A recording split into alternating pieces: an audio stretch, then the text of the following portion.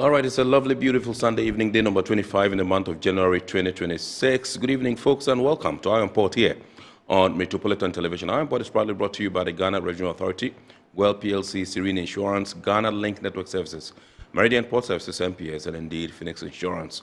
Remember, Iron Port is proudly powered by the Ghana Ports and Harbours Authority-GPHA, and our media partner is the Business and Financial Times. Now, if you want to have a grasp of all the transpired on the show tonight, make a date and grab the Thursday edition of the BNFT, and you'll be able to read all that happened here on the show. Tonight, we are streaming live as usual on social media pages on Facebook. We are live at Ghana Ports and Harbours Authority. Ghana Ports and Harbours Authority. Still on Facebook, we are live at Port of Tema. And on YouTube, we are streaming live at Iron Port.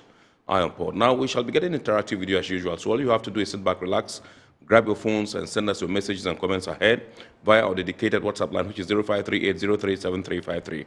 0538-037353. When the time is ripe, and I pick signals from the production team, which will activate the phone lines for you to call in and contribute to the discussion. My name is Kennedy Mona. We're going for a quick break. When we return, we'll continue with the show. Please stay with us.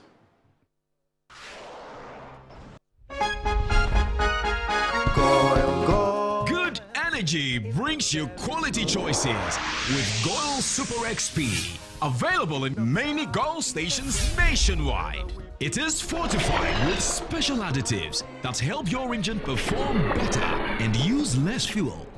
Branch into a Goil station today and energize your ride with Goil Super XP, compatible with most vehicles. Goil Super XP, Wufilia, huh?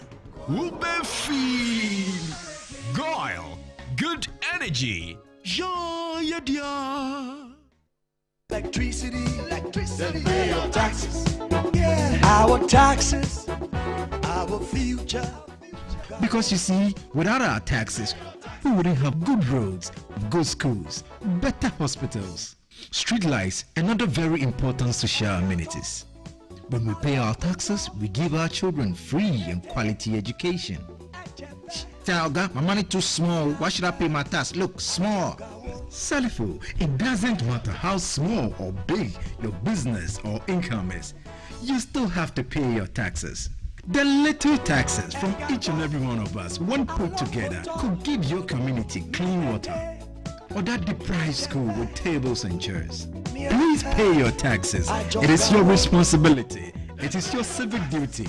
It is the law. Welcome to today's edition of Serene Insurance Business News. We present to you Serena. You're right.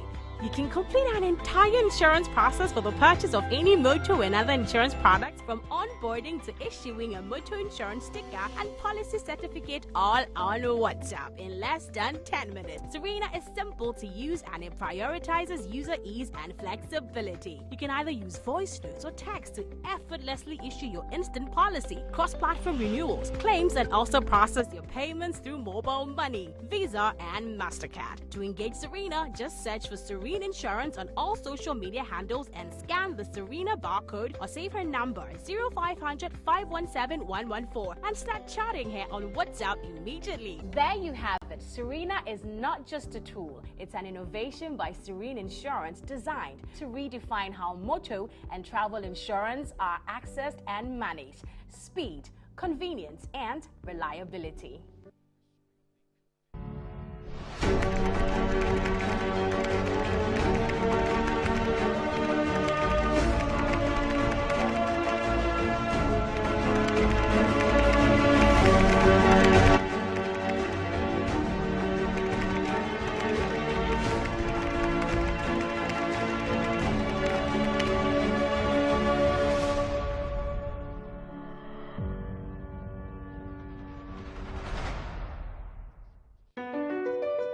MPS Terminal 3 is Africa's new state-of-the-art container terminal at Tema Port. For manufacturers, agro-processors and traders, the new port means business can be done faster. This infrastructure boost will improve Ghana's port handling capacity, connect more trading routes, and oil the engine of growth for the economy, creating greater opportunities across all sectors as Africa's markets merge and become the largest trading bloc globally. MPS, we connect, you thrive.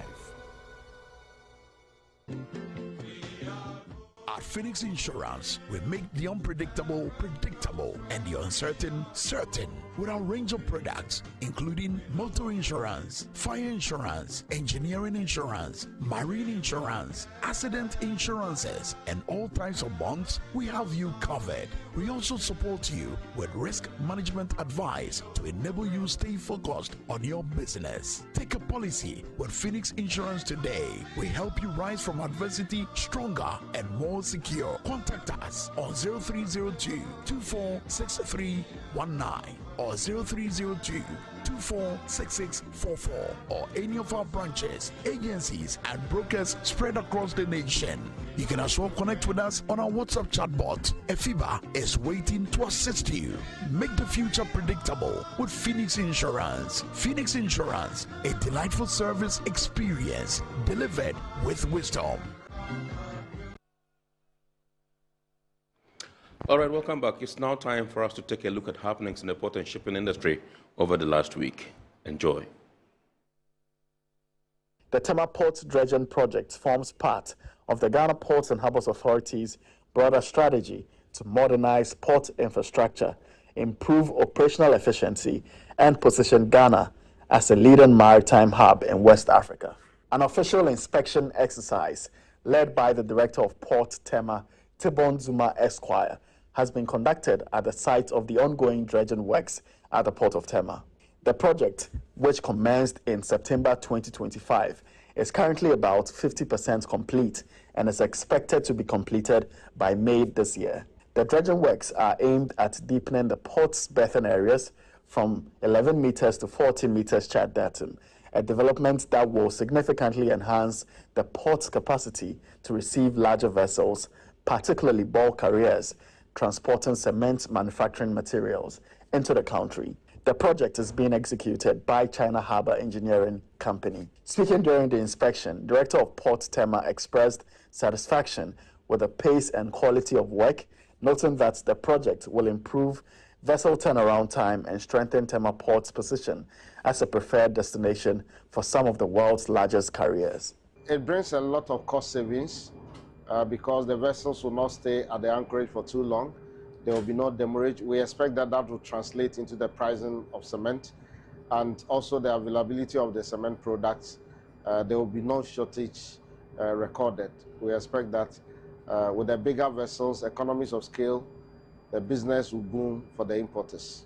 He said the expanded draft will lead to economies of scale, reduce the cost of doing business at the port, and support Ghana's growing industrial and construction sectors. The Harbour Master, Captain Bramo Tavia, whose marine operations team is working closely with the engineers, the hydrological department, and the corporate engineering department of the Ghana Ports and Harbours Authority, is overseeing marine safety and operational coordination for the project. Captain Tavia expressed optimism about the impact of the dredging works on port efficiency and maritime traffic. If all goes on well according to plan, we are not going to expect more congestion at the anchorage, because now if an importer every week brings 3 vessels, I think now it will reduce to 1, because if we go 14 meters, it means the import tonnage will also increase.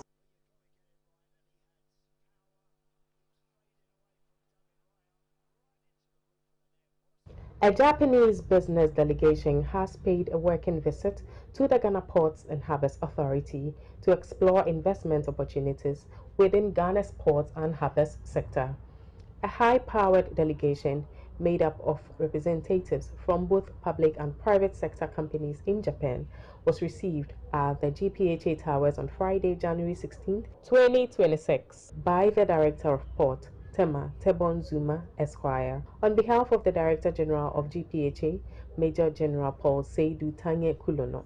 I'm really looking forward to visiting you and Tema Port, and it's one of the most successful and business and in Ghana with collaborating with Japan.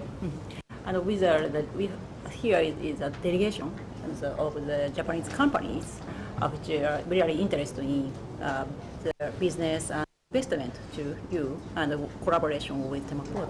During the meeting, the Director of Port expressed the authority's readiness to collaborate with Japanese companies to unlock mutually beneficial business opportunities in Ghana's maritime and logistics space. He also assured the delegation of GPHA's capacity to deliver efficient, reliable, and world-class ports services to companies intending to operate through Ghana's ports. We currently do not have any passenger kind of terminal, so that's an area we could look at. The new ports under development in Keta is also a huge one, so it's an area that you may take your interest there. The visit forms part of ongoing engagements by the Ghana Ports and Harbours Authority to attract foreign direct investment and strengthen Ghana's position as a leading maritime and logistics hub in West Africa. The Board of Directors of the Ghana Ports and Harbours Authority, GPHA, led by its chairman, Johnson Isiedun Ketia, on Wednesday, 21st January 2026, embarked on a familiarization visit to key GPHA facilities as part of efforts to strengthen oversight and enhance service delivery across the authority. Facilities visited included the Jamestown Fishing Harbour, Tema Fishing Harbour, the GPHA Clinic, and the International Maritime Hospital. The visit forms part of the board's ongoing assessment program aimed at gaining first-hand insight into operations, infrastructure, and service delivery at GPHA facilities nationwide. At the Jamestown Fishing Harbour, the engineering manager, Engineer Stephen Uria, briefed the board on ongoing activities and highlighted the harbour's immense potential to support coastal and maritime tourism within the Jamestown enclave. Management also appealed to the board to prioritize the destilling of the harbour basin to bring much-needed relief to fisherfolks and improve operational efficiency. Jamestown is a big tourism city or town, and what they do is that currently you have a group from the tourism center.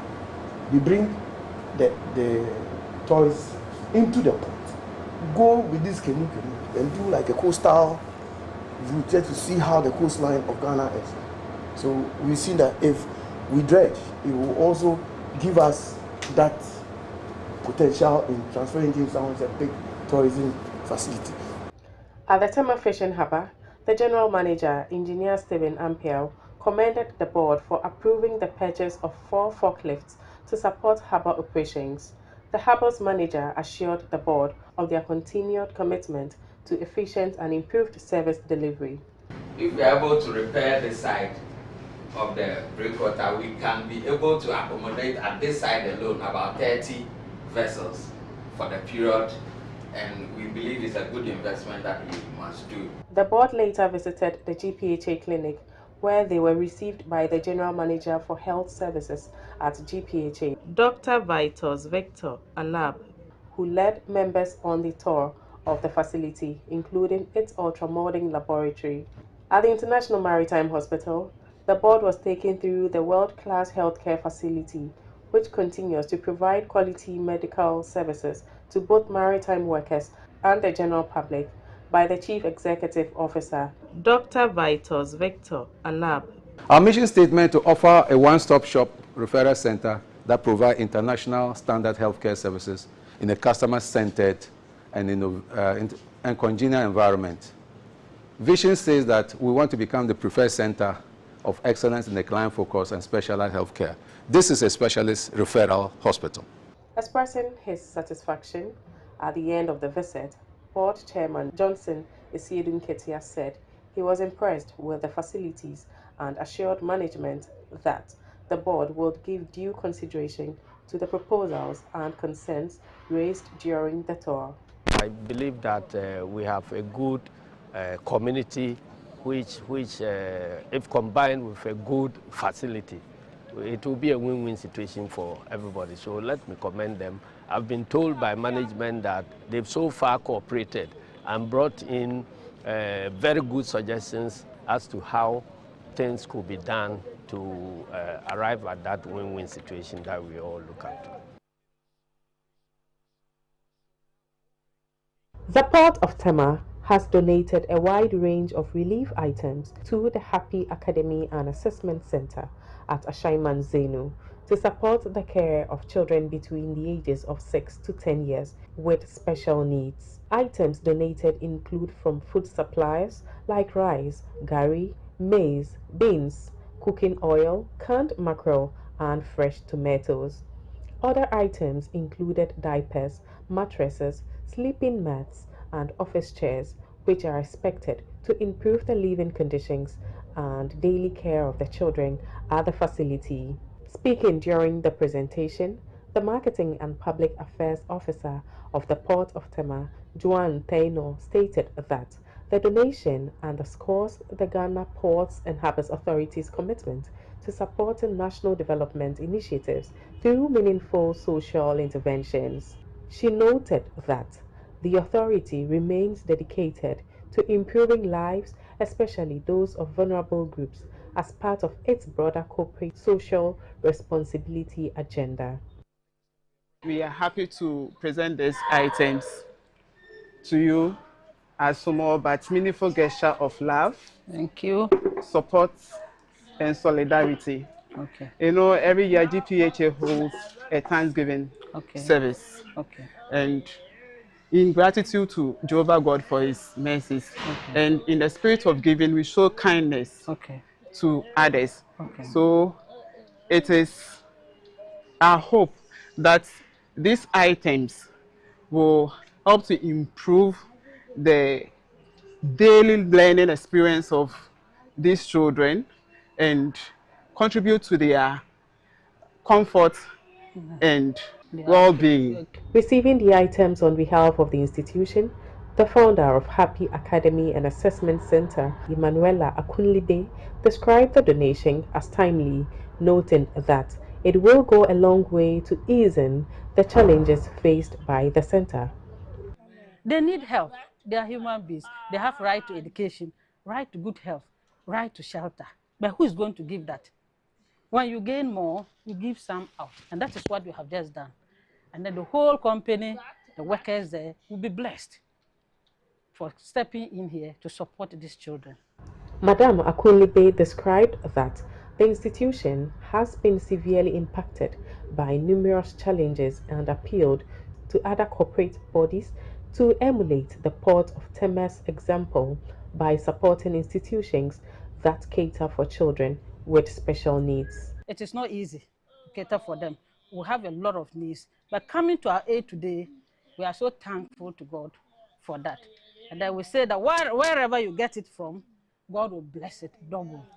And then for coming back, many are blessed and they are outside. You are here to thank God. I don't think it will never be in vain. You'll be blessed in million times.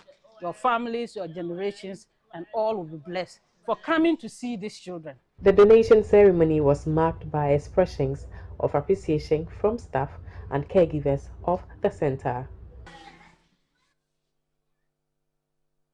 Right, so those were happenings in the port and shipping industry over the last week. We are now going to take the word or phrase of the day. And remember, the word or phrase of the day segment has been fashioned to bring you up to speed with the terminologies and jargons we use in the shipping industry. And today we're taking a look at the phrase vessel sharing agreement. Vessel sharing agreement. Vessel sharing agreement is a term agreement between two or more carriers in which a number of container positions equal in space are reserved on particular vessels for each of the participants. The number of slots on different vessels on the same route can vary by vessel type and direction, but may also be expressed as each party's capacity use of the vessels employed jointly.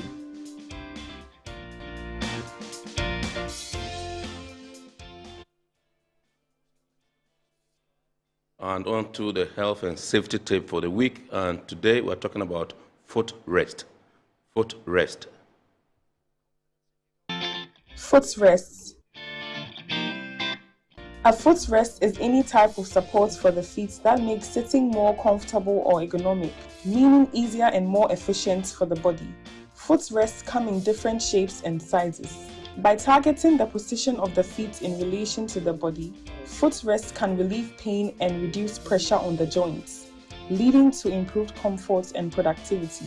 Whether you work from home or go into the office, it is possible that you are spending a lot of time sitting, which can often lead to discomfort and pain. Thankfully, any chair or workspace can be easily modified by adding a footrest.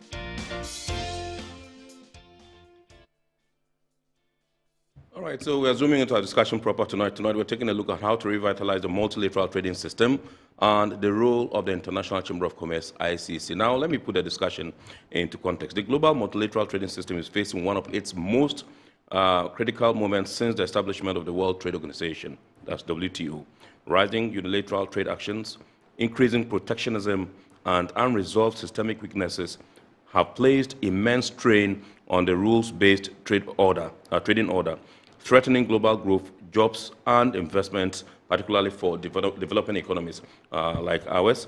Against this backdrop, the upcoming 14th WTO Ministerial Conference, that's MC14, represents a pivotal lifesaver opportunity to restore confidence in multilateral trade. Now, the International Chamber of Commerce, ICC, as the voice of global business, is calling for bold, time-bound reforms to preserve and strengthen the WTO, ensuring it remains fit for purpose in a rapidly evolving global economy. Through its call for MC14 and the ICC Compact for Trade, Jobs and Growth, ICC is championing practical solutions that prioritize systemic reform, private sector engagement, digital trade, services, and SME participation in cross-border trade. Now, the discussion explores how ICC is mobilizing political will, advocating business-driven reforms, and supporting inclusive trade growth, especially for emerging economies and trade-dependent sectors such as ports, logistics, and shipping. Tonight, I am privileged to introduce to us Mr. Emmanuel Donikwame, who is the Secretary General of the International Chamber of Commerce Ghana, ICC Ghana. Good evening, sir, and welcome. Good evening. Thanks for having me. And Happy New Year. Many happy returns for all of us. Absolutely. Mr. Donikwame is no stranger to our import. He's been here on a couple of times, and we're always privileged to have you. Also in the studios with us is Mr. Ziad Hamwe. Mr. Ziad Hamwe is also no stranger to our import. He's been here on a number of occasions, several occasions, and he's always a delight to host. He's the national president of the Borderless Alliance, Ghana. Good evening, sir, and welcome. Good evening. Pleasure to be here. Awesome. Happy New Year. Many happy returns. Right, so let's begin the discussion and find out that the multilateral trading system, it's been described, as being an unprecedented strain. And I think that that's from the ICC's perspective, from the organization's perspective. What are the most serious threats facing the WTO today? I would say we've always been calling for reform. But can you draw the microphone to? Yes, yeah. Absolutely, yeah, sure. The ICC has always been calling for reform. Yes. It's also because businesses are evolving, and we've realized that there's been a lot of unilateralism and protectionism in the system. And it's even gotten worse now. Right. These days, we hardly hear of even politics. It's all trade. And we've realized that the WTO current structure does not provide the solutions or is not fit to address the challenges of the 21st century. So what we are calling for is that the MC14 in Cameroon, that's the 14th Ministerial Conference in Yaoundé, presents a very unique opportunity. Right. Because the problems are out there for everybody to see.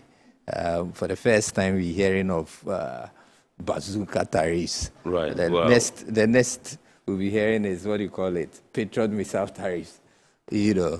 And this is the right time for business to be called to the table to provide some solutions in addressing, not to take the politics out, and then allow the end users of all these agreements to also come in and then help provide some of the solutions that the WTO needs. Yeah. In terms of unilateralism and what do we call it, protectionism? Yeah. Why do countries feel unsafe to open up their borders to ensure that, because we are in a global world, no country is an island. We are dependent on each other. What I have in my country that you require in your country, you don't have. What do you have in your country, I don't have. And that's what makes the system evolve. And so we must depend on each other. But if we begin to practice these unilateralism and protectionism, then where are we headed? The issue is for business. I keep on saying business people all around the world speak the same language.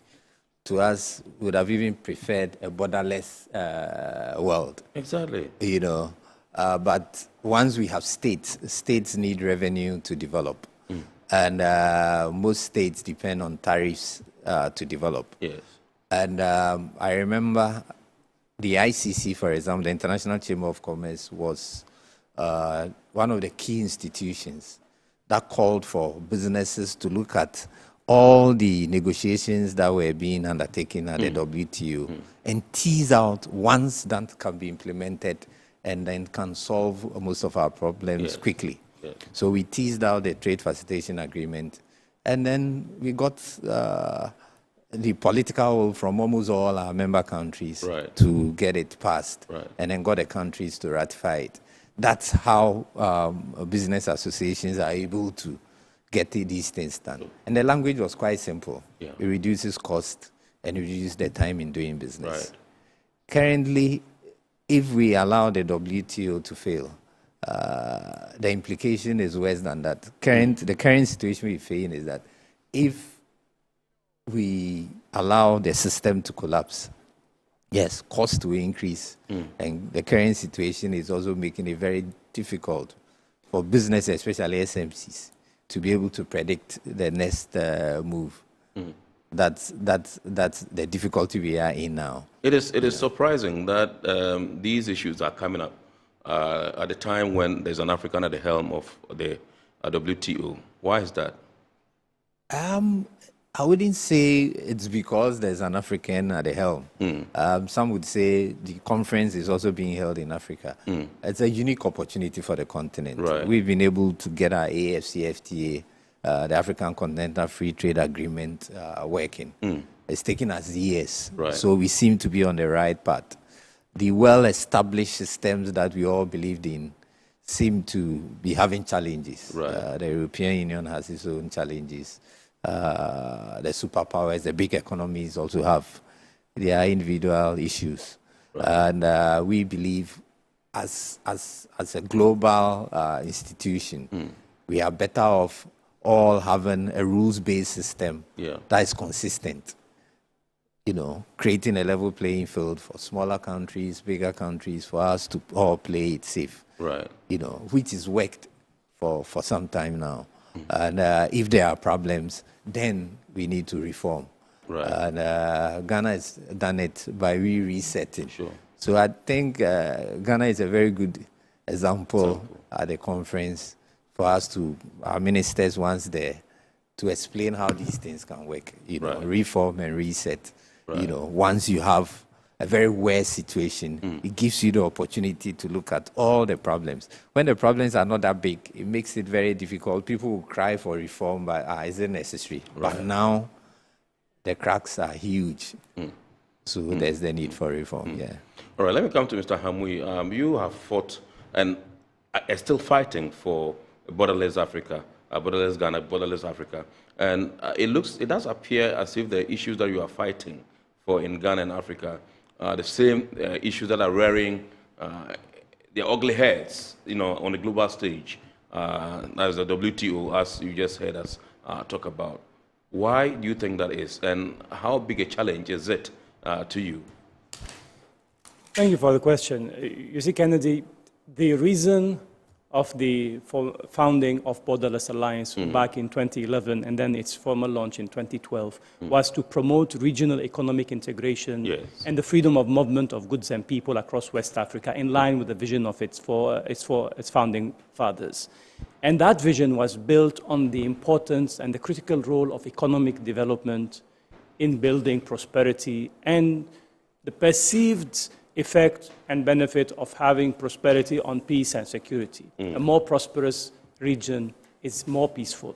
That is how it goes. And so to get there, you need to work with the various authorities, the various stakeholders, in order to organize their resources, organize the movement and the flow of goods and people and capital and finance and information across these countries. And that has been in the main vision of Borderless Alliance. And so, in a way, our role is in the operational level of multilateral trade systems, because the implementation is usually where the lack is. The lack of enforcement of rules and regulation, the low implementation rates of some of the international and regional agreements. And that is what causes the uncertainty that my brother Donnie was talking about at the borders, along the roads, at ports of entries and at destinations. You have non-consistent and non-mutual recognition of documentation of trade. And that is not an inherent weakness in the system itself. It is in the enforcement of the implementation. So if you have a good law or a good set of rules and regulations and you don't implement it well, it doesn't mean that the fault lays into the law, in the rules and the regulations themselves. And this is where organizations like the World Trade Organization come in, because they provide the platform to engage between the stakeholders, in this case, mostly the policymakers, but also the policy takers. So groups and associations representing private sector like the ICC meet and have a seat at the table at the WTO to bring the concerns and the priorities of the private sector globally.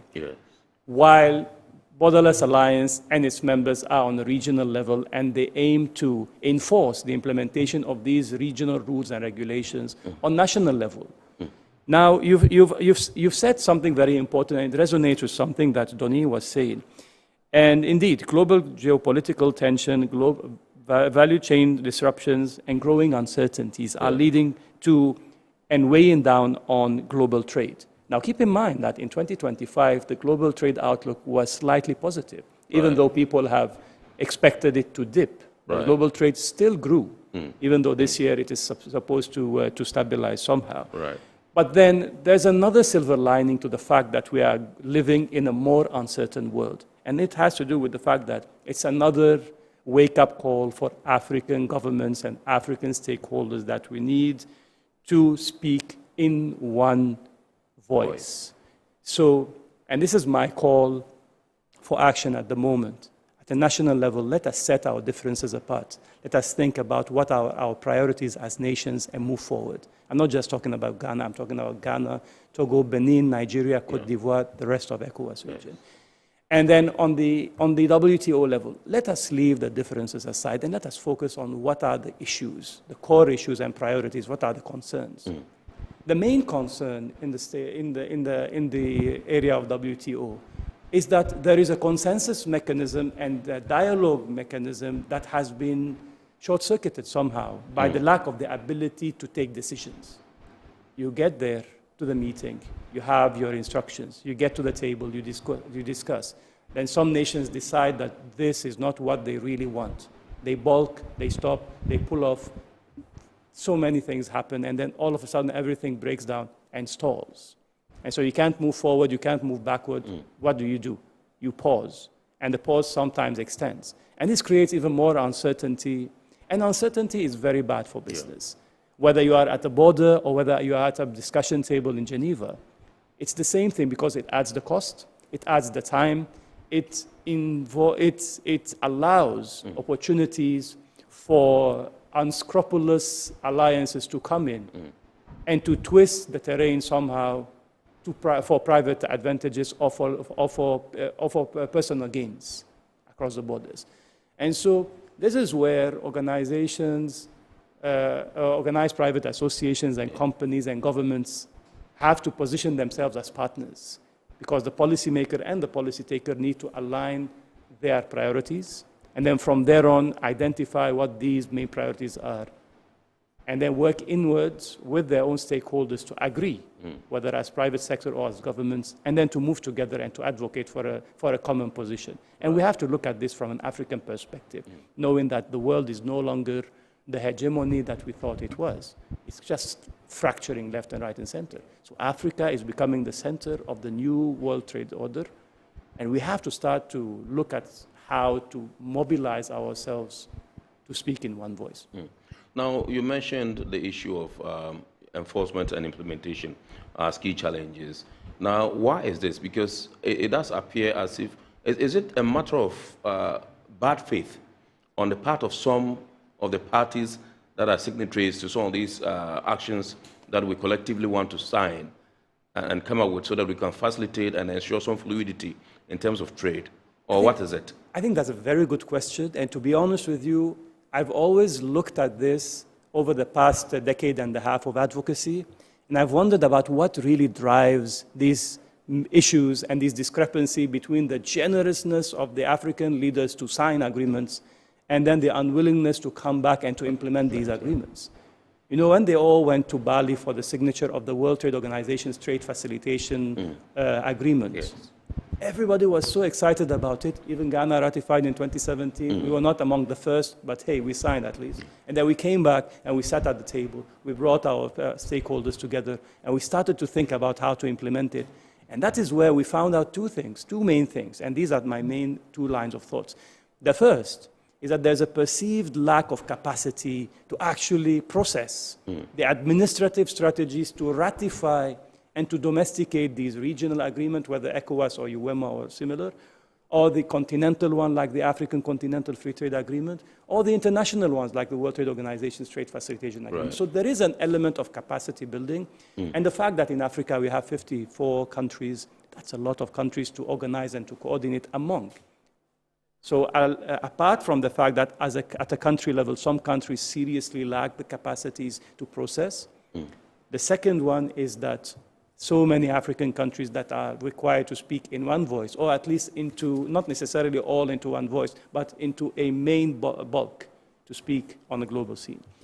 And then the other one has to do with the fact that there are perceived unholy alliances between those who stand to lose from the implementation of the opening up of their markets and their borders.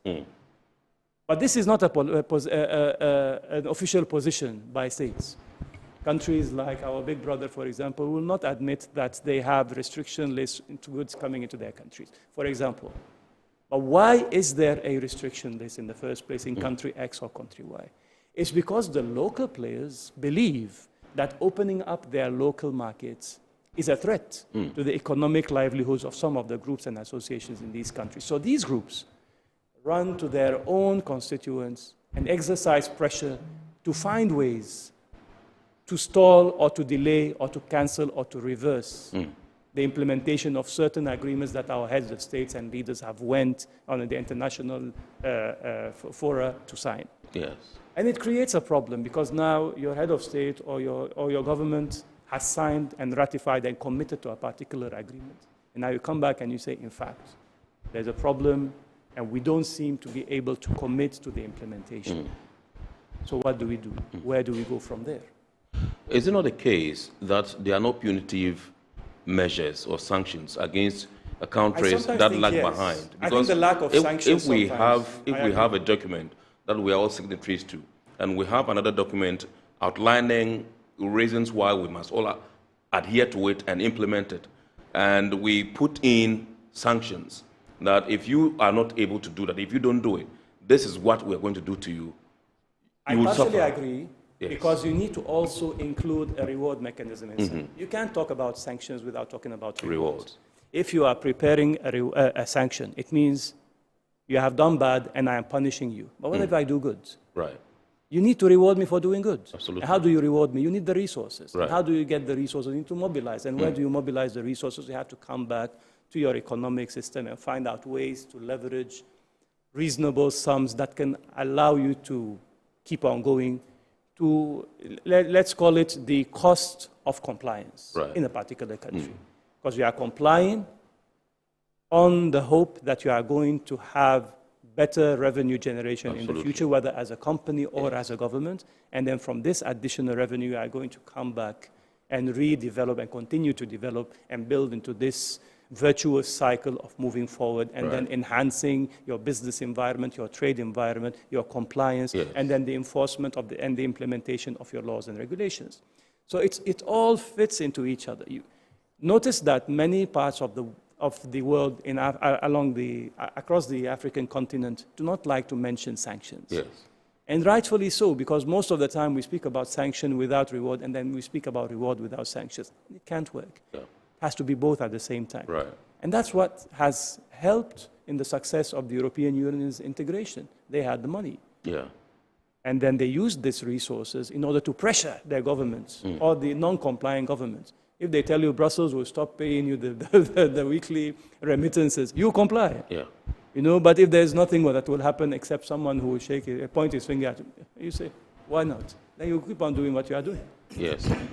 All right, yes. My concern is that we're calling for reforms, and we don't want to be using the cane to shape everybody in line. Maybe there's a problem with the rule itself. So you realize that what ICC is calling for, you remember we were discussing what's the position on this issue about standstill. Standstill, more or less, it's to look at those who have violated WTO rules. And you're calling for reform. And we believe once you're calling for reform, then that's a very unique opportunity for you to look at the rule that's being violated, so that at least you help the member improve his position, or you look at the rule itself. Because we've already raised an issue that, yes, the system is not addressing the challenges of the 21st century. You know, so we have to be flexible with all members in resetting and reforming the WTO. So Yaoundé presents a very unique opportunity to look at all those violating the rules. Why are they violating the rules? Is the rule itself fit for purpose? Is it relevant for the current century? Right. You know, so those are the things. So we are happy being hearing, we've seen so many issues popping up now, and we hope business can look at these things and then have a position, and also have a say, and then advise our ministers before they get to Yaoundé. Yeah. Right. Okay. So the ICC described the 14th WTO Ministerial Conference as a lifesaver opportunity. Why is this particular one so critical compared to previous ministerial conferences? It's become critical. I don't want to mention the countries and names, but judging from what happened at the World Economic Forum, you know, everybody's talking about the speech that was delivered by the Canadian Prime Minister, that the rules-based system is gradually collapsing. So each country needs to set up and then think of itself and then try and form alliances with neighbors. If your immediate neighbor is not working well, you could go far and beyond and look for partners elsewhere, you know. And we as members of the business community believe, we should not also sit down and allow the system to collapse. We think, yes, it's having challenges, but it presents a very unique opportunity for us to revisit and then get everybody on board and then look at what the challenges are and then try and address it holistically. But it has to be time-bound so that it doesn't end up as a talk shop. Nothing is agreed on, and then we go back and wait for the 15th. Now, what would failure of MC14 mean in terms of global trade, investment flows, and business confidence, particularly for developing economies like ours? Especially for SMEs, the impact from the study conducted by Oxford Economics, which was commissioned by the ICC, countries are likely to lose about 5% of their GDP. Wow. You know, loss of jobs, loss of investment, you know. So it's a wake-up call, you know, from the business community. Yeah. Wow. Mr. Hamui? I'm smiling because I think from what I hear from Mr. Tony is that he's proposing that WTO requires a reset agenda. It needs a reset. It needs a reset. Right. Yeah. Yes, I want to find out from you. We're not certain what's going to transpire at MC14. And like I asked him, what would that portend for growing economies he also mentioned SMEs. Should we not be able to reach something concrete at MC14? I think it's very important, especially for us as a continent, to start to reach out to our policymakers and to urge them to take a stance, a strong stance on the need for reform in particular areas and the need to address particular rules and regulations which are important for the continuity of the businesses in particular area around the world, especially in Africa. So, and that is why you'll see that organized private associations are starting to coordinate and to collaborate more among themselves. For us as Borderless Alliance, for example, we've been collaborating with the ICC in Ghana for a while now through the National Trade Facilitation Committee, through business engagements, through policy engagements in the areas of supply chains and logistics. And it's very important that not only you engage with your policymakers, it is also important for advocacy to engage within yourselves as a private sector, because private sector doesn't necessarily speak in one voice also. Right. We always point our finger at the policymakers, but we always forget what the proverb says, that when you point your finger at someone, the other fingers are pointing back at you. So we ourselves, as private sector representatives, have to sit down and agree that this is what we really want, so that we can mobilize the policymakers to adopt particular stances in some of the priority areas that have been identified. That will add predictability and enhance the business and trade environments in our countries and across our continent. Because if we don't do that ourselves, nobody is going to come to our help. Right. It's something that Wamkele has been saying, His Excellency Wamkele Mene, or the AFTA Secretariat, has been saying repeatedly. Africa should not miss its opportunity to integrate its markets and to talk to itself in order to enhance economic development and boost its intra-African trade. If we don't do this ourselves, nobody will come to our help. And so we have to go to Yaoundé at MC14 in a unified position, whether within Ghana or others, so that we will say, this is what we need as a continent, and this is what we need as African countries. Can I add to what he said? I think ICC is actually working on a point he raised, that we need to build the capacity of our businesses, our business people. And together with the AFCFTA Secretariat, this was a product that came up from Africa hosting the G20. Business also had its own B20. And then we came up with a project known as Trade Routes Africa, which we intend working closely with the ASA Secretariat to train and build the capacity of businesses involved in cross-border trade within the continent, so that they will be up to date with the various protocols, all the issues that pop up from the Secretariat that are relevant for their business. So we'll be rolling it out very soon as one of the major outcomes from the B20 during the G20 in South Africa last year. And for the WTO, it's also part of the reforms. We believe they have to restore their capacity to be able to negotiate and also resolve disputes. You know, they've actually lost it, and we think as part of the reform process, confidence will be built, and then it will restore its capacity to be able to negotiate and then resolve disputes. Right. Now the ICC is calling for the ministers to launch formal, time-bound WTO reform negotiations, and we just want to find out from you, why is this urgent? What specific reforms do you want to see the ministers come up with? As I mentioned, to restore their capacity to be able to negotiate, and then also to resolve disputes, and then also to work on agreements that's been on the table for a very long time. And then the very key one, the key one that is related to 21st century challenges has to do with digital trade, which is quite new.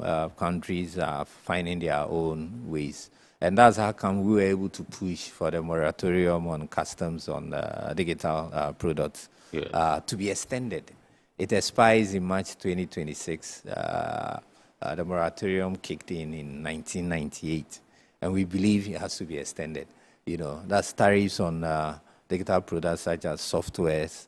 And it's even very difficult to monitor or to enforce. Yes. For a place like Ghana, somebody is sitting in his room downloading stuff, and he has to pay customs duty on the software that he's downloading, or electronic books.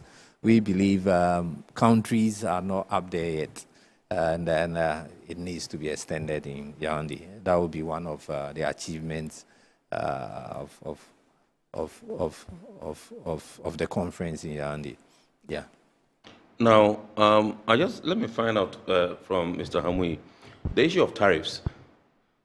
Do you think it's been, I don't want to use the word weaponized, you know, used as a weapon, or, you know, to, as it were, hound some countries to subdue them and get them to do other people's bidding or something? You see, it really depends on how you look at it and how you understand how tariffs work. Right.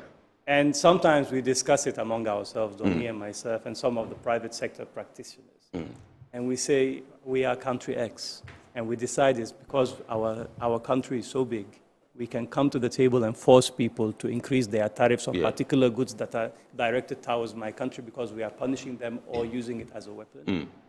Forgetting the fact that these tariffs will eventually come back to bite our own consumers. Because when you are levying tariffs on country X or country Y, which is exporting into your country, and then all of a sudden your consumers wake up to the fact that the goods that they are consuming is costing 20, 30, 40, 50% more. That is where the policymakers realize that they have been acting on misguided assumptions. Right. And that is one of the reasons why we are saying this is the importance of engaging between the business organizations and associations and the policymakers.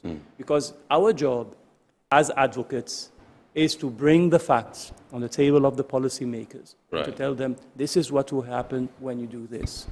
And so in order to avoid this, let's do this. And then you are a policymaker, your responsibility is to assess the facts, is to consult among yourselves and then decide what the way forward will be. Instead, it seems to me that one of the signs of this growing dystopic use of power is that you are no longer capable of realizing what are the consequences of your actions. So in a way you are right, but at the same time, if you bring back this discussion to an African context, if you say that African countries are facing exorbitant tariffs now that they are exporting into country X or country Y or country B. But that is beyond the point, Kennedy, for a reason. Tariffs are not the main hindrance that is preventing intra-African trade from building, for example. It is the non-tariff barriers that are being erected between the various countries that are trading among themselves. And the effect far outweighs the harmful effects of tariffs. Even African, let's take ECOWAS, for example. The tariffs among the West African bloc trading among themselves is negligent. However, the trade is still not coming, formally at least, because informally we can talk about it for hours, as you know. But formally speaking, the number now stands at somewhere between 15 and 18% of trade within Africa or within some of the RECs. But that does not mean that it is because of the tariffs. So if you eliminate the tariff, this number will increase. And it is something that I have personally realized from my advocacy is that at times, you have to understand what the problem is in order to come up with a right solution. And when you look at some of the technical issues, and you think that it is a technical problem that can be solved with a technical solution, without taking into consideration the fact that this, because many of the issues and the non-tariff barriers are actually non-technical issues that are disguised as technical issues. So if you address them and you tackle them as technical issues, you will end up failing because it will manifest itself at another country at another time under a different name, and you have to come and solve it again. So you haven't achieved anything. You have to address the root cause of the issue. And this brings us to the fundamentals of what you are advocating for. The advocacy is to make sure that you reduce the barriers for free movement of goods and people. And people are important. We haven't spoken about people yet. But the movement of people brings trade along with it, especially when it has to do with the trade in services. Where people move, trade moves. And so it is very tightly connected with the movement of goods. Now, the movement of goods is mostly affected by the non-tariff barriers, more even than the tariffs. And the World Trade Organization itself is not just the platform to discuss about tariffs. It's about non-tariff barriers. And that was the purpose of the World Trade Organization's Trade Facilitation Agreement. Right. So trade facilitation has to do specifically with the technicalities of removing these barriers from the standardization and the harmonization of trade across countries, not just within Africa, but within the world. And this brings us back to the start of the discussion about the implementation. So it's all connects to all. But you have to identify what your problem is so that you can solve it successfully. Right. Okay, so we'll go for a break. I want to come back. I'll find out from you whether the issue of tariffs is a contributory factor from the perspective of ICC to the current challenges surrounding I'm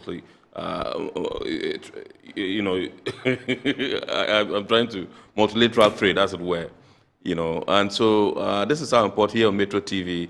Tonight we're taking a look at, how to revitalize multilateral trading system and the role of the International Chamber of Commerce. They've called for reforms, and they believe that one particular, as it were, place they can use to get this done, one particular conference they can use to get these issues addressed is the 14th WTO Ministerial Conference coming off in Yaoundé, Cameroon, pretty shortly. And that's what they call the MC14. And they believe that the ministers should present one voice to the world so that we can have, a multilateral trade and the barriers therein, addressed and to allow for fluidity and free flow of trade globally. With us in the studios, Mr. Emmanuel Donikwame, Secretary General of the International Chamber of Commerce, Ghana, and indeed Mr. Ziad Hamwi, who is the National President of the Borderless Alliance, Ghana. We're going for a quick break. When we return, we'll continue the discussion. Please stay with us.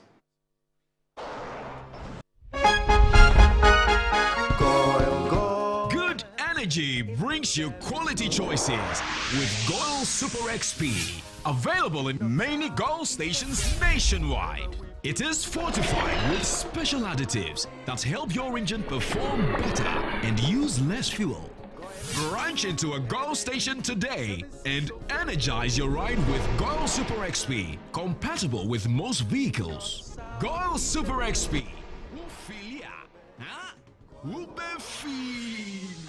Goil. Good energy. Electricity, then pay your taxes. Our taxes, our future. Because you see, without our taxes, we wouldn't have good roads, good schools, better hospitals, street lights, and other very important social amenities. When we pay our taxes, we give our children free and quality education. Talga, my money too small. Why should I pay my tax? Look, small. Salifo, it doesn't matter how small or big your business or income is. You still have to pay your taxes. The little taxes from each and every one of us, when put together, could give your community clean water or that deprived school with tables and chairs. Please pay your taxes. It is your responsibility. It is your civic duty. It is the law. Welcome to today's edition of Serene Insurance Business News. We present to you Serena. You're right.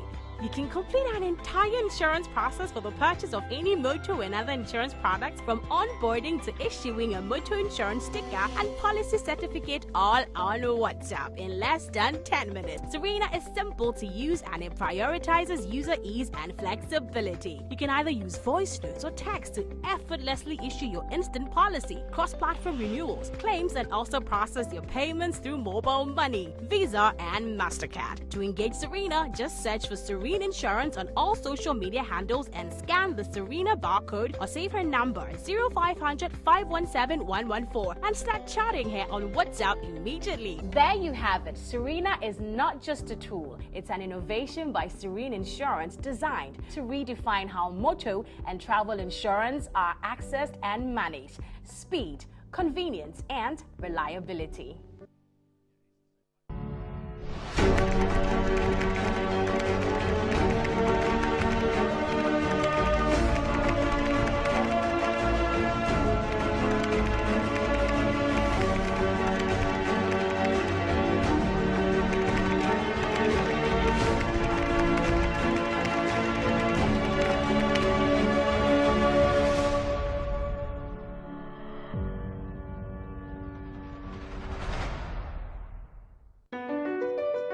MPS Terminal 3 is Africa's new state-of-the-art container terminal at Tema Port. For manufacturers, agro-processors and traders, the new port means business can be done faster. This infrastructure boost will improve Ghana's port handling capacity, connect more trading routes, and oil the engine of growth for the economy, creating greater opportunities across all sectors as Africa's markets merge and become the largest trading bloc globally.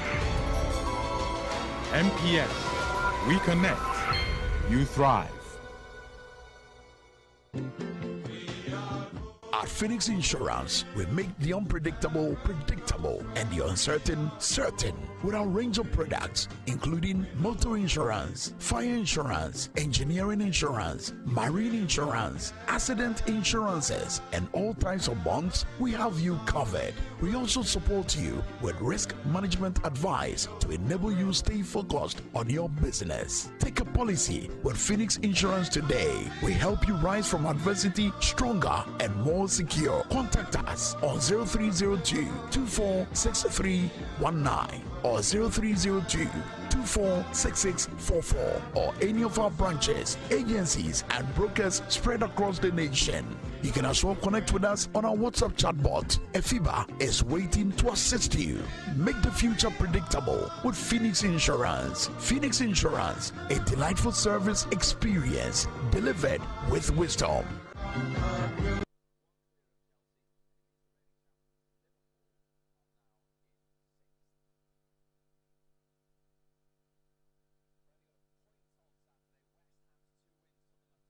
All right, welcome back. Remember, we're discussing how to revitalize the multilateral trading system and the role of the International Chamber of Commerce. And like I said, with us in the studios, Mr. Emmanuel Donikwame, Secretary General of the International Chamber of Commerce Ghana, and Mr. Ziad Hamui, National President, Borderless Alliance Ghana. Now, I said when we return, I was going to ask you whether tariff was going to, from the perspective, so to speak, of the ICC, whether tariff is contributing to the current state of multilateralism in global trade, and whether it's going to feature maybe prominently at MC14. Whether we like it or not, it will definitely... Okay, before you come in, I've been asked to announce the phone lines, which is 0245-834980, 0245-834980. It's right on your screen. You can call in and contribute to the discussion. I've seen your messages as well. Along the line, I would share with my guests, and then if there are any responses, they would proffer to you. Yes, sir.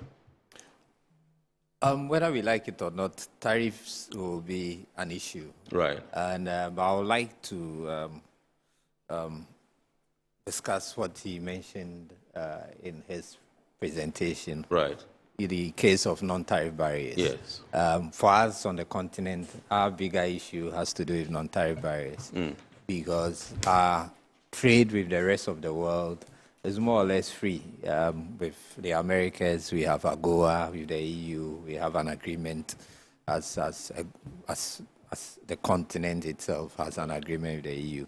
But the non-tariff barriers, that is aligned to, let's say, sanitary and phytosanitary issues. And recently, for cocoa producers, we have the EU deforestation regulation, which it's looking at making sure people in producing your cocoa, you don't destroy the forest. Right. Or the issues of galamsey and heavy metals getting into products and stuff like that. So those are the bigger issues for those of us on the continent, The non-tariff barriers and how to go around them, it's a big issue. Right. Yeah. Okay. Mr. Hamui, let me find out from you. There is this issue of businesses and end users of trading system, practically how they contribute to shaping more effective and modern trade rules. Repeat that. How can businesses, as end users of the trading system, practically contribute to shaping more effective and modern trade rules? So there's a dual role for the private sector. The first of all is to be compliant with the rules and the regulations in the countries which they operate in. Yes. And this brings me back to a topic which I discuss all the time, because people think that because we are borderless, it means you have to be lawless. It means you have to go on your car, on your truck, and you can go all the way to Lagos. Nobody should stop you.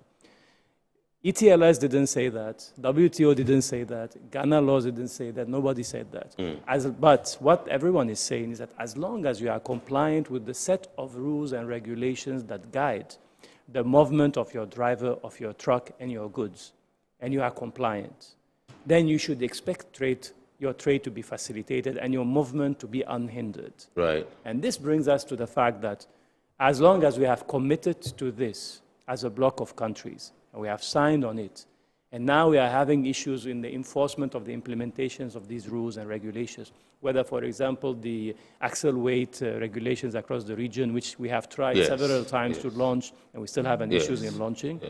I hope that the Ghana Highway Authority comes out with a plan, because we heard that ECOWAS recently sent them an update about for all the ECOWAS countries about the launching of the axle weight regulation, for example. And it seems that some countries still did not receive their official notifications through the official channels, which is an issue. We are going to start with the enforcement of a regional rule and regulation. They haven't even received it. Meanwhile, it has been sent. But somehow it has not been received. So you see some of the issues and the challenges with the implementation, right? Or, for example, with the rollout of an electronic certificate of origin, which is currently being pioneered by ECOWAS in collaboration with FSRP, and will soon remove some of the hurdles of having a certificate around. So some of these issues, once you are compliant, and you know that you are compliant, you should expect trade facilitation. So you should come to expect some assistance from, for example, Borderless Alliance, who is pioneering an ENTB platform in collaboration with Ghana Shippers Authority along these corridors. If you are stopped for whatever reason, and the reason is just whatever, then there's a hotline you can apply. You can receive some support from the focal point, and also from the authorities involved and the agencies involved. Right? So there are some maneuvers. But now when you come and you are not in compliance, your driver license expires, you don't even have your documentation, you yourself, you've hitched a ride for someone you don't know, he's going with you, you are going to Lagos, he will go with you, and you say he's my mate, you don't have any documentation, and you don't expect to be stopped. So these issues with the lack of compliance, they create the venues and the opportunities for the illicit fees and the exchanges of fees to take place along the checkpoints on your way going, and then also at the borders. So this is one aspect of the matter. Right. The other one is that we don't seem to be forthcoming as private sector operators about what really our priorities are. If we are a local private sector company, whether trade or SME or whether transport or whether supply chain, wherever you are located, and you feel threatened by the incoming or the inflow of foreign powers, so to say, into your markets and foreign competition, and you don't discuss it openly as such, then it allows for distortions and for misinterpretations, and for a situation where people don't really know why are we fighting for this, right? Let me take you, for example, to a case that happens every now and then in Ghana. Right. When the task force will come and will shut down some shops that are owned by certain nationalities of ECOWAS, and then the task force will go and they will find out that actually this shop, which is owned by a non-Ghanaian, is manned by a Ghanaian. So according to their laws, they are moving along with the laws, but they are fronting for someone else, right? So this persistent incompliance with the various rules and regulations in the countries that we work with, or with the laws of the roads, this is what creates the venues to complicate matters further, even for the compliant traders and the economic operators. So our call as Borderless Alliance is always to make sure that you are in full knowledge of what the laws and the rules are before you set off on your journey. Right. Carry your full sets of documents for your cargo, for your driver, for your car. And if you have any compliance issues, or if you have any facilitation issues by any border agency, then you can come legitimately and say, I have everything I need. I am supposed to take only 1 hour to cross this border from Togo to Benin, or from Ghana to Togo, or from wherever, but I'm still having issues. And this reminds me of something very interesting that happened earlier last week, if you remember. One of the former members of Parliament of Ghana just recently came from a very extraordinary journey across Africa. And he traveled apparently 31 countries over one. Ras Mubarak. Yes. He went on a very interesting journey. I'm so interested in seeing that report that yes.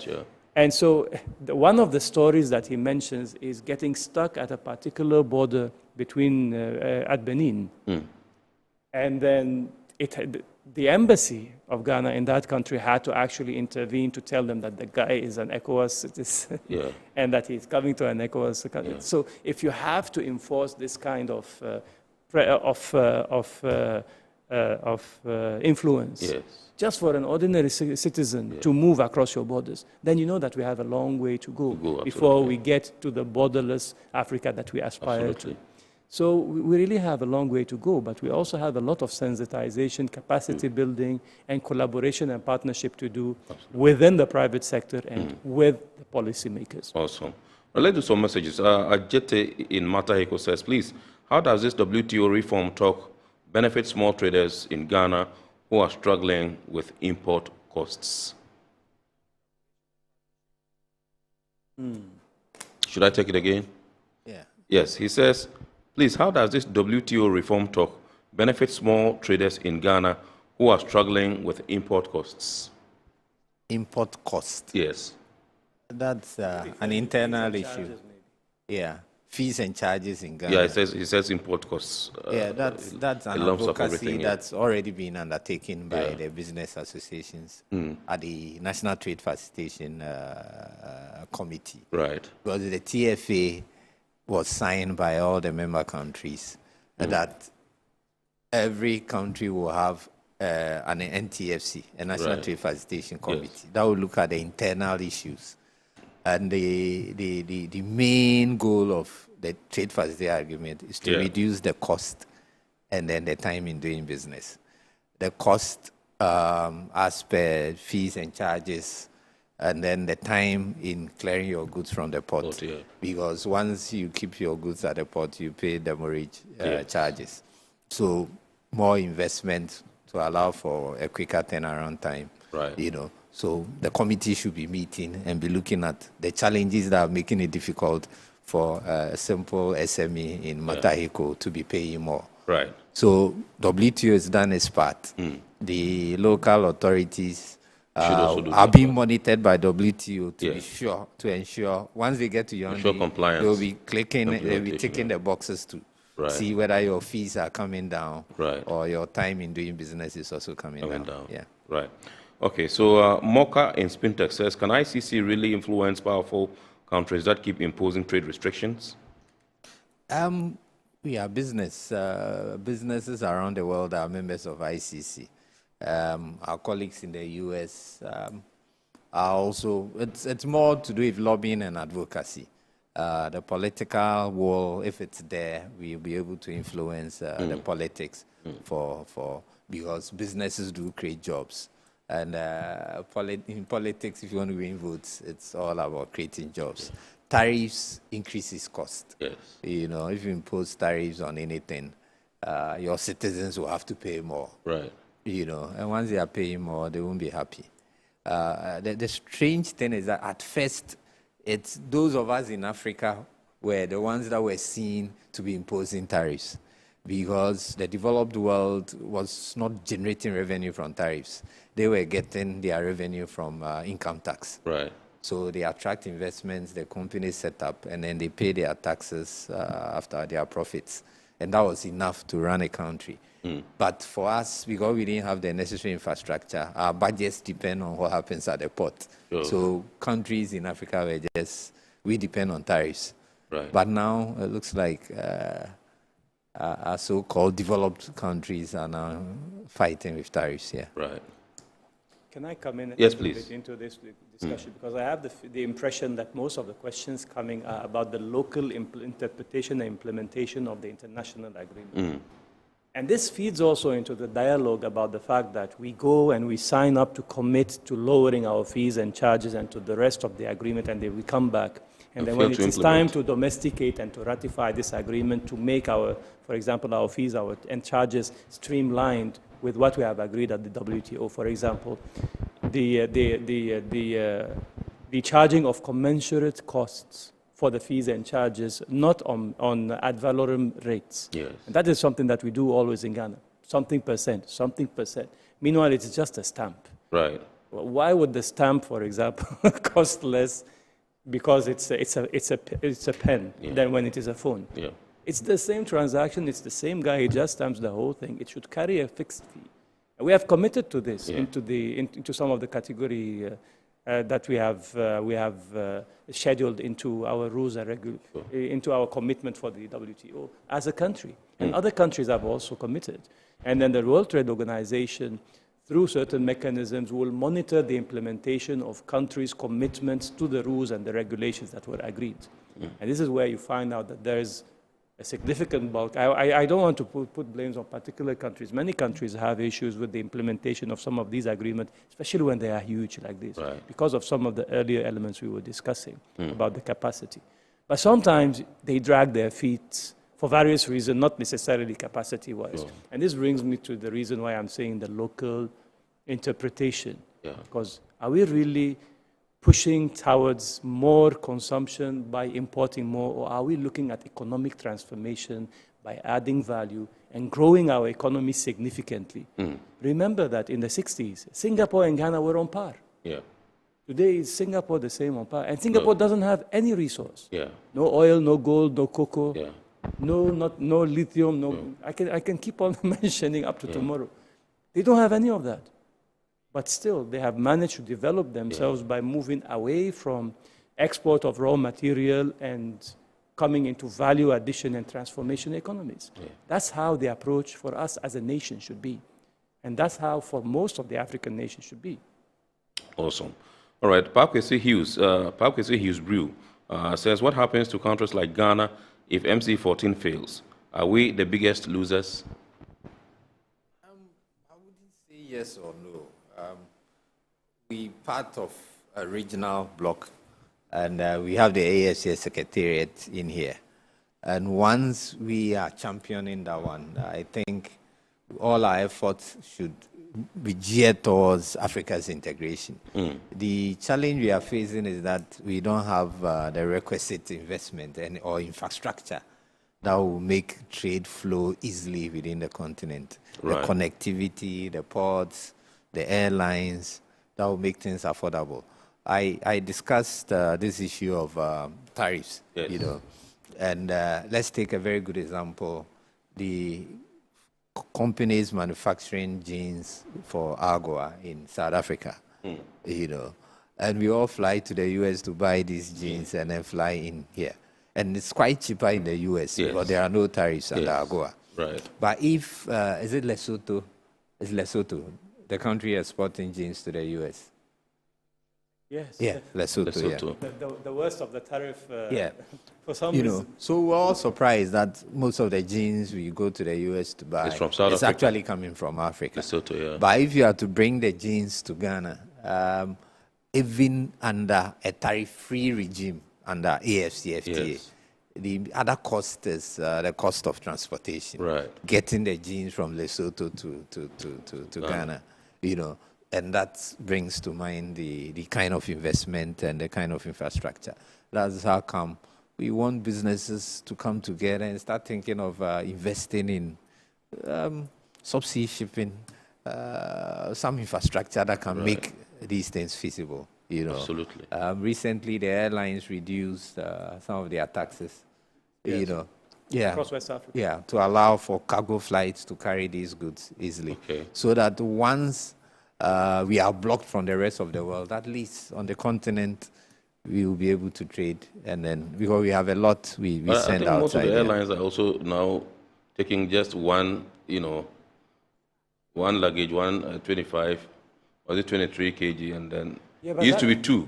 Now most of them are taking only 1. But that is not one of the main reasons why people do not fly. It's not because I'm going to have an extra bag or extra weight on my bag and I'm not flying. It's because the costs of the fees and the charges. We were talking about the port fees and charges. The fees and charges that come onto an airline ticket are also sometimes very, very surprising. Some of the airport fee, tariffs per passenger, for example, across Africa, not just necessarily across ECOWAS, If you take off some of these out of the rest of the element of the ticket, you Yes. find out that you actually have competitive rates. Mm. And it's not actually the airline that is benefiting from the overburdensome tickets. It's the airports authorities themselves in the various countries. Some charge as much as $250 per ticket. Sometimes $250 per airport. Yeah. So it becomes excuse me to say, it sometimes becomes ridiculous. Absolutely. Right? Yes. And then you see most of the African airports building these fancy terminals, and you wonder where the money is coming from. Yeah, and they need to It's recoup internally them, generated funds. Yeah. From that money, which gets splurged on getting bigger terminals. Yeah. So it's like you are taxing everybody so that you will build your prestige for some reason. I mean, is it the most sustainable aspect of it? And I think in conclusion, it's about how we strategize and collaborate to place Africa in the center of the development and to work on the connectivity of these African countries to identify the market opportunities across, to trade among ourselves more, and then to remove these barriers from trading among themselves. And that is why one common collaboration within the ICC is with the upcoming second Africa Sustainable Supply Chain Summit, where we will be focusing on actually the sustainability of transportation across Africa, on the supply chains, on ensuring better, more reliable and cheaper service alternatives to what is currently existing with Africa on the fringe. So we want to bring Africa back in the center of our strategic thinking of trading across and among ourselves. Right. Yeah. And okay. To add to what you just said, yes. This year we also have a very unique partner on the issue of digital trade. ICC is now working with TikTok for us to see how we can roll out our ICC TikTok project. Right. Nigeria will have their launch during the second quarter. Okay. And as part of the second ICC Sustainable Supply Chain Summit, we will have a Ghana launch hopefully in October. We're still working on the supply chain summit. Yeah. Right. Awesome. All right. Ohima in Tema, Ohima Paulina, she's one of our regular texters. She says, good evening, Iron Port. Very insightful discussion. I'm really enjoying it. Thanks for the topic, Ken. Greetings to Ziyad. Well, thank you so much, Ohima, for sending in your message as usual. We're deeply grateful to you. The one says, good evening. This is Isaac Esilfi from Tema. I would like to know if there has been a ban on certain exports commodities from Burkina Faso, Mali, Niger, that in any way affected Ghana's export trade balance.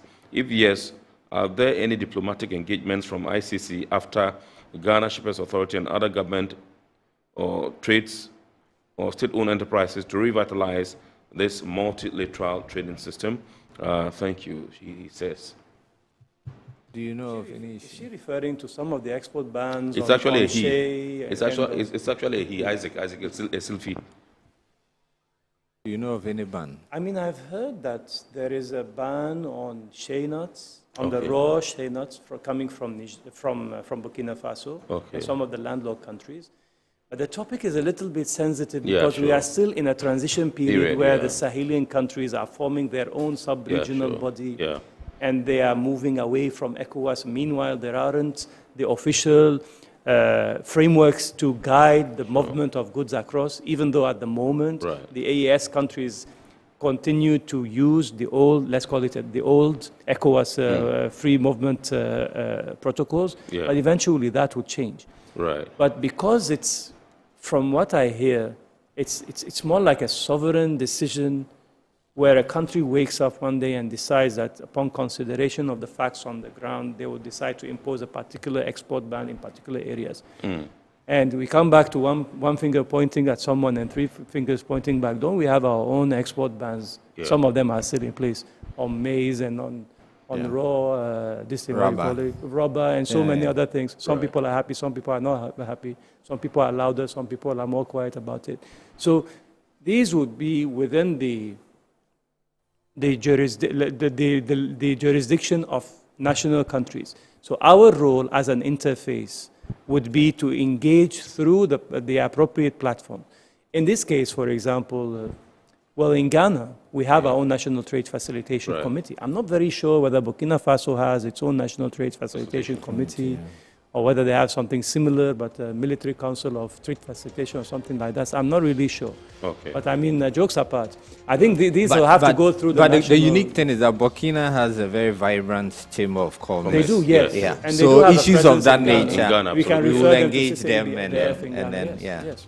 Between business Absolutely. to So business, in yeah. 15 seconds, MC14, what are your expectations? We have barely 30 seconds to wrap up. I think it's a very unique opportunity. And from the information preparatory meetings we've had, it's likely to be successful if our ministers of trades around the world will listen to business. Yeah. Sure. Yes, your final word, please. My final word is just to launch a quick call to action to most of the regions, ministers of trade, to prepare themselves to collaborate among themselves, to come with a unique position so that it can feed into the African position of MC14. Absolutely. Let us do that at a regional level and let us do that at a continental level. Awesome. Mr. Ziad Hamu is the National President, Borderless Alliance, Ghana, and indeed Mr. Emmanuel Donikwame, Secretary General, ICC, Ghana. We've been discussing how to revitalize a multilateral trading system and the role of the International Chamber of Commerce. And remember, we have the MC14 coming up in Yaoundé, Cameroon, and they expect most of the issues that they've raised to be addressed there so that we can have fluidity and, free flow of trade globally.